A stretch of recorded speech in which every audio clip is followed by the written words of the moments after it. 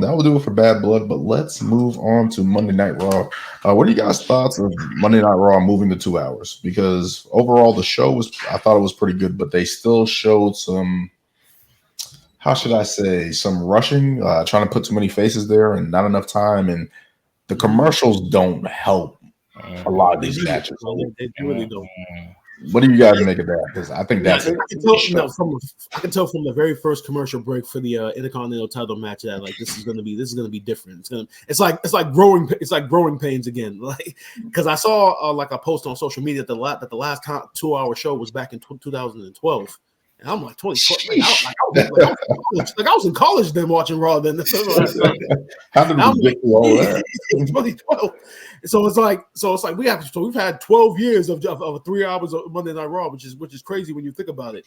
Yeah. So it did seem like they were trying to trying to pound like 100 pounds of crap into like a 50-pound bag or something. Everybody trying to get everybody out there. You didn't like the 10-woman tag match. You didn't see exactly. I mean that's everybody get out there. Figure it out. All 2 of them. I'm just like, yep, this is bringing it back to those days. I almost felt like the women were being treated like divas again. Like that's what we're trying to get away from. But yeah, exactly what we're trying to get away from. But other than that, I mean, we can all agree that 2 hours is the perfect length for any kind of wrestling show. For any wrestling show. I mean, by like 10:30. For a 3 hour show, I'll be ready to knock out sometime. That definitely made it easier to get through the 2 hours. Definitely was like, all right, I'm not going to get overwhelmed by anything. I'm just going to consume everything in a vacuum. Yeah, it was easier to get through, but they're definitely readjusting just to it because even from the first time they went from Punk to Rollins to then James. The first segment, you can tell, it's like, I'm going to try to rush everything tonight. Yeah. But what do you guys make of what do you guys make? I forgot it was cutting down to 2 hours. So then I'm watching it and I'm like, I'm usually the one that I fast forward through the commercials while they have the small screen because I'm just like, I'm not either. What they're doing in the small screen isn't really that important or whatever, but I always fast forward. And then when I got to the Gunther match, I was like, they're doing the Gunther. I thought this was the main event. And then it ended.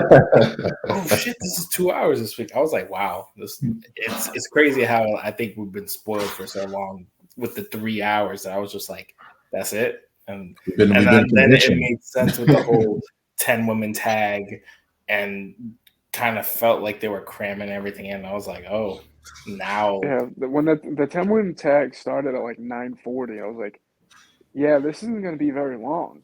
It's not. Really like less than 10 minutes. Right. I was like, that was a very fast tag match. Like everybody just get your shit in. Everybody do one move. That's it. Just like, hey, if Natalia's on your team, you're getting a win. That's all I know. That's all I wanted to say. The Pure Fusion Collective win. Come on, guys. They got that. Natalia was on the other team. That's why. Both. Most wins in WWE history, right there. Again with the bullshit. You're trying to build Pure Fusion Collective as a dominant force, and they can't even win a fucking 10-woman tag. Like the stop with the vignettes. Because they're a trio. They're a trio, not a 5-0. They're a trio. You know what's funny? Honestly, this probably should have been one time where they probably should have won. Like, yeah, it honestly would have made them stronger. Like, let's give the heels a 1-up, but. No, we got to tell you. I don't know. It's not the days of 50-50 booking, but because they'll randomly get a win and then they'll lose like 3 matches in a row, and it's like, what are you doing? I don't know. But it is what it is on that one. But what do you guys make of Seth Rollins' return? Of course, CM Punk came out, delivered a promo, basically kind of like a sabbatical. A sabbatical, I guess you should say. He's going to take a little rest there. But Seth Rollins welcomed him back. What do you guys make of Seth Rollins returning, basically challenging Bronson Reed and the standoff with Jey Uso? All right, before I get into Seth Rollins, I just want to say, since you mentioned CM Punk, I forgot to say in talking about the Hell in a Cell match that even though he collapsed and sold it well, he did leave the match in one piece. So that's a positive for CM Punk. So as far as we know. As far as we don't know what that bandage on that arm was. Like, just make it to WrestleMania, man. Just get to Vegas, please, man. Just make it to Vegas this year. That's all I ask for. That's all we need, right? So actually, a good thing he's taking the sabbatical. But as far as Seth Rollins goes, it's great to have him back. I mean, let me say this about Seth Rollins before we keep going. This was his most tamest outfit, right? Yeah, by far. Most famous outfit. You can keep going, bro. I just want to point that out. Yeah, but obviously, it's great to have him back, being one of the top stars on Monday Night Raw. I saw all the stuff on social media beforehand. Him being at the Colts and Bears game, and T.Y. Hilton throwing him onto the field, which I thought was funny. And then he was on Sunday Night Football promoting Raw.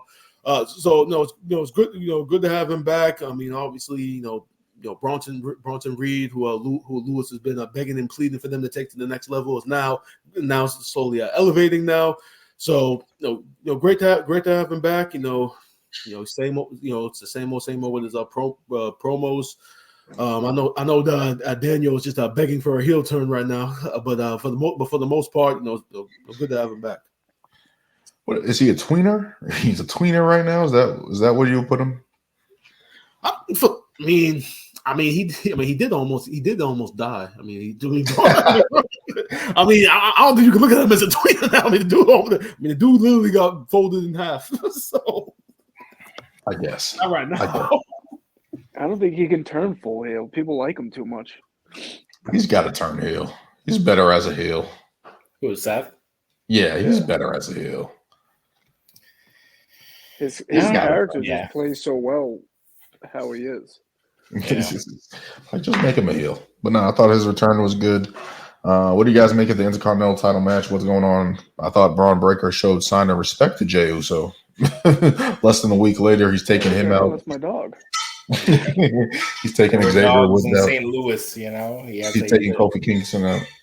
So just a change up there. So it looks like we're going back to that, and I felt like there was more meat on the bone with Jey Uso and Braun Breaker. So it's like I didn't understand why they were trying to go away from that so fast. See, I was hoping with this match, for more of that, like Xavier Woods heel turn, and I feel like it was just like overshadowed with the whole Braun Breaker thing. I'm like, I wanted one. I already knew he was going to lose. But are you calling Xavier Woods a loser? Like attack Jay or something, because obviously they're like friends and everything, and like with the whole up or down thing and stuff. But I'm like, I thought he was gonna full blown go turn heel on this episode, but it didn't go that way. It's like, how much longer are they gonna prolong this? Whatever the hell they're doing with the New Day. So I don't know. I thought the match was also like, meh. Yeah, it was a rush. Yeah, you only have 2 hours, guys. I see title matches. It's gonna be make whatever they're doing with Xavier done. You know what I mean? Yeah, I feel like that's killing the momentum. Yeah, they just need to make him heel and do whatever they're doing. Get it over with at this This point. is the perfect timing, especially if you're not going to have the world champion on. I think what they're going to try to do is not have the world champion all the time. Kind of downplay, give these guys a little rest. I don't know. This is the perfect time to do that, where you can develop other characters and stuff like that. So hopefully that's what they use the 2 hours of. Also, what do you guys think of Joe Tessitore on commentary? I don't think we've talked about that, but he's been the latest addition with Michael Cole stepping back. He made a good first impression with me.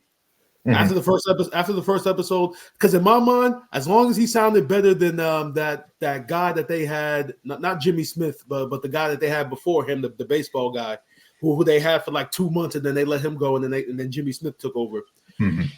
As long as he was better than that guy, it was fine for me. But he's good. Because I remember I think he's killing like ESPN. Yeah, he's killing it. He's killing it right now. He usually does boxing. You can tell. You hear it. It's an incredible voice. Yeah, he does.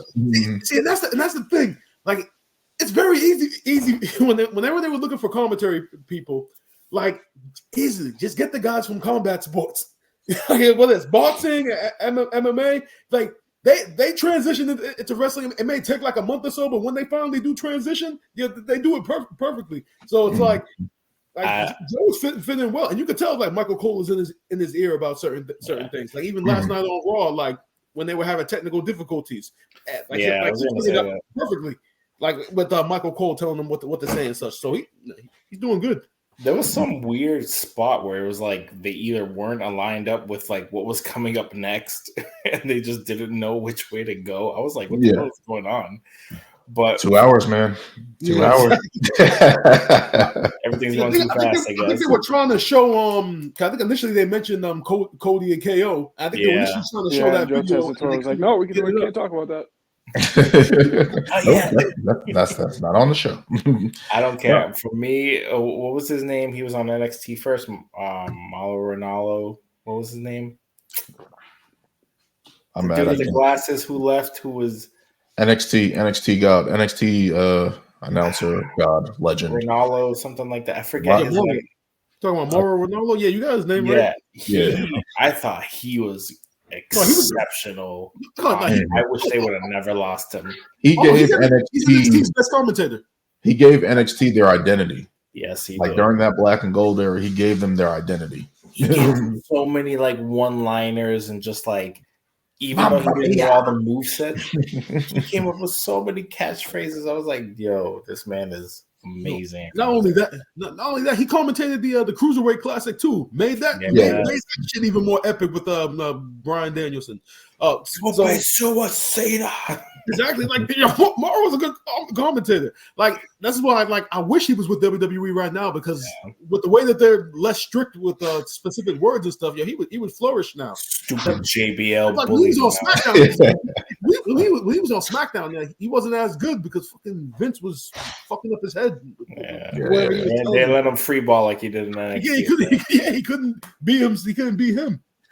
Which is unfortunate, but no, I like Joe Tessitore. I remember him from boxing with he was announcing with Teddy Atlas, and he was doing great things there. Now he's in WWE. I thought it was a seamless transition. He's been doing great. He just gives it a different feel. He gives it a big fight feel, I should say. But I like the WWE. When you have 2 hour Raws, just condense everything. We don't need the long-winded promos anymore. Just get to the matches now. Especially if we're going to leave it. Tough because I feel like during the 3 hours they've been letting people wrestle, and now it's like, yo, yeah. And it's like, damn. I mean, they got to cut down on the promos too. Yeah, like there's got to be more action in the ring. Sucks because the promos is what cuts down on that's the storytelling. So it's like it's either you cut down on the matches or you cut down on the promos. It's gotta be an adjustment. Hold up, Daniel. Going back to your Crown Jewel, we didn't talk about Triple H's announcement in regards to a Crown Jewel. Crown Jewel implications? You mean the Saudi Arabia Survivor Series now? I don't know what it is, but it's basically bragging rights or Night of Champions or whatever you want to call it. But there's a new belt. At least it's not a battle royal. Or does that stay in Saudi Arabia? You get to hold it for the night and then you leave it there until next year. You hold it for the whole year. So it's basically a WWE Crown Jewel Championship for both men and women. The respective members of Raw and SmackDown, the champions, will face each other. I don't know. I guess this gives it a big fight feel. I guess they give them something to fight for. Their initial titles are not on the line, so the World Heavyweight Championships for both. So you got to win another title. I don't know. So you can have double titles, but you're only going to defend one title. I get it, but is it needed? No, it's definitely not needed. And the one thing about the one thing about it that actually frustrates me the most is like you're moving backwards with the Saudi Arabia shows. I mean, when they did their first Saudi Arabia show, those shows were essentially exhibition shows. I mean, you had I think the first show you had John Cena and Triple H, you had Nakamura and AJ Styles, you had Brock Lesnar against Roman Reigns, and then you had that 50-man Royal Rumble match, and then like the second and third one, Royal Rumble, the greatest Royal Rumble, and then like I think like the next two after that, that's when they were just exhibitions, had nothing to do with the continuity of the storylines and none of that stuff, and then when they started, implementing the storylines into the shows, the shows got better. And obviously, when Saudi Arabia changed their policies on women and women were allowed to wrestle on the show, they got better. So I don't like the fact that now they're doing the whole Survivor Series, title for title to be the greatest champion again. Because now again, it's an exhibition again. They're trying to make it a story with Cody and Gunther, but there's no story to tell because both of them are holding the respective championships on their brands. The only story from them is basically their Royal Rumble. They were the final two in the Royal Rumble when Cody won the first time. That's literally the only way you can make it interesting. Is mention that moment, which Gunther's probably going to mention in a promo, saying that like, "Hey, you took me out of the Royal Rumble and all that." Yeah, but. Yeah, how does that work for Liv and Nia Jax then?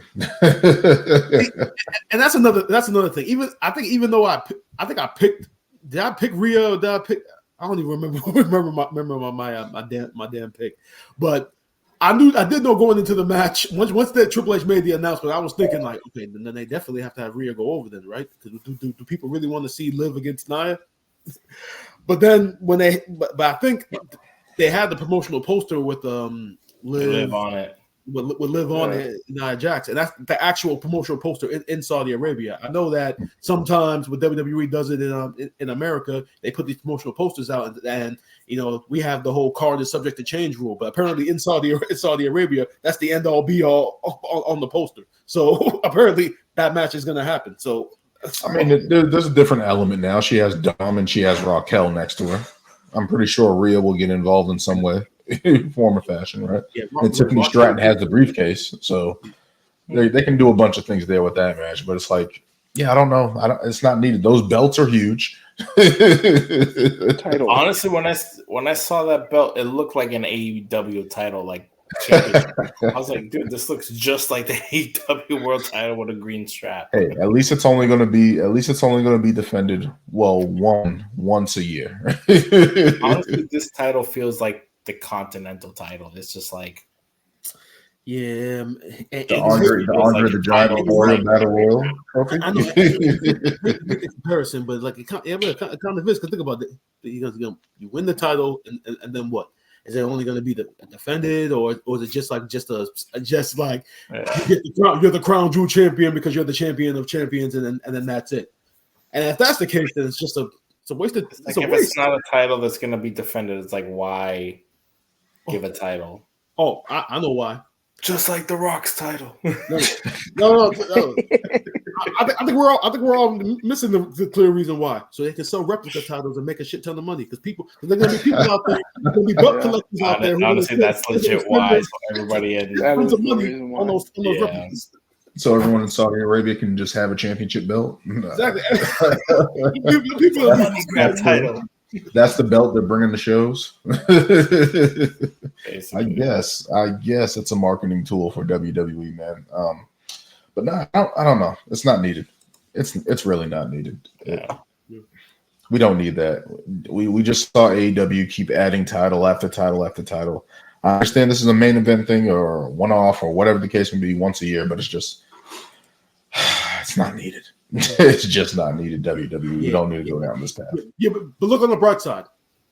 Bill Goldberg is not going to be involved in Crown Jewel. We don't know that. At least it's too soon. We don't know that. We should know say that now. Watch, somebody's going to run in and spear somebody during a certain match, and then we're gonna get a match out of that. Gunther is not defending the title until exactly. So he's not. So we're getting Cody and Gunther. So you're saying that he's not going to defend the title against Bill Goldberg? No. Honestly, he probably would. But Goldberg has not gotten his retirement match, guys. Come on. Wait a minute. No, I'm saying Gunther versus Bill Goldberg for the title. That match is probably gonna happen down the line. I don't know when. It's probably gonna be on. Hell, it might even be on the first Raw on Netflix. Oh God, no! Or maybe Saturday night's main event. I know they announced that special that they're doing in December. They might do it there.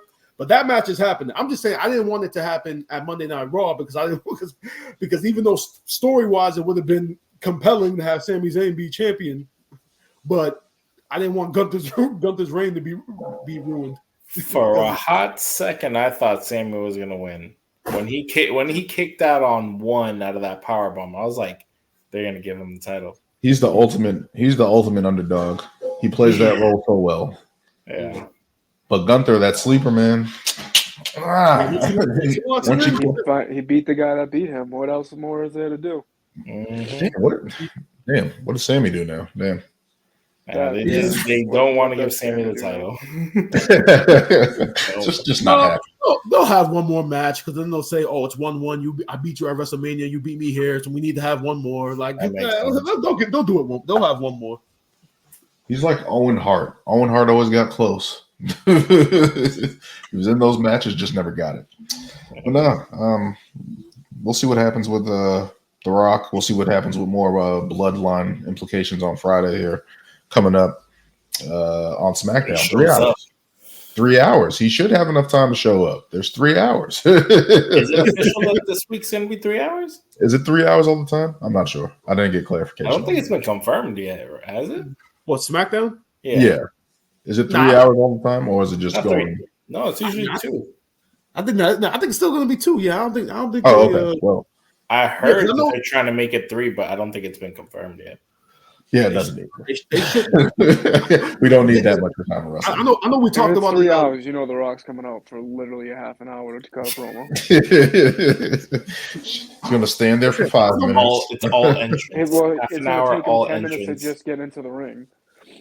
Oh my goodness! I know we talked about it. I know we talked about it last week, but like you still have to think about it from the standpoint of like, are you really going to watch 3 hours of wrestling on Friday night of all nights? Because 2 hours, but it's on Friday night at 8:00. So you really gonna sit and watch it on Friday night? Monday night is one thing. Beginning of the week. Friday night, end of the week, 3 hours. Nah, I can't. No. Yeah, I can't do it. I can't do it. People love their Fridays. The NBA's coming back. I can't. Hey, you want to compete against NBA? No, don't do that. I can't. Don't compete against it. No. That's too much wrestling. But no, that will do it for this episode 81 of Ring Takes. Can't wait to you guys join us again. Thanks for joining us. And remember, always kick out on 2. Ryan, always thanks for joining us. Until next time, guys.